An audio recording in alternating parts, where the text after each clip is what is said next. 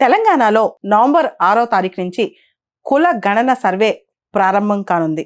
తెలంగాణ రాష్ట్ర ప్రజలందరికీ సంబంధించిన సర్వే ఇది. ప్రతి కుటుంబం యొక్క ఆర్థిక, విద్య, ఉద్యోగ, సామాజిక పరిస్థితులన్నీ కూడా ఈ సర్వేలో పరిగణలోకి తీసుకుంటారు.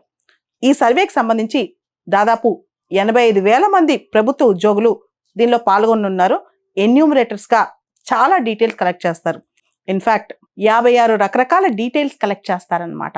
ఇక్కడ ఒక్కొక్క ఎన్యూమరేటర్ దాదాపు రోజుకి 150 గృహాల ఎన్యూమరేషన్ చేయాల్సి వస్తుందన్నమాట. దీనికి సంబంధించి పూర్తి స్థాయిలో ప్రజలందరూ దీనికి సహకరించాలని చెప్పి కూడా తెలంగాణ ప్రభుత్వం చెప్తోంది. ముఖ్యంగా మనం చూస్తే అన్ని కులాలు, షెడ్యూల్ తెగలు, వెనకబడిన తరగతులు, ఆర్థికంగా వెనకబడిన వర్గాలు ఇవన్నీ కూడా మొత్తం అన్ని చెప్తారు. ఒకవేళ కనుక కులానికి సంబంధించి తప్పుడు డీటెయిల్స్ ఇస్తే కనుక క్రిమినల్ ఛార్జెస్ కూడా ఉంటాయని, కఠినమైన చర్యలు ఉంటాయని చెప్పి కూడా ఇప్పటికే ప్రకటించడం జరిగిందనమాట.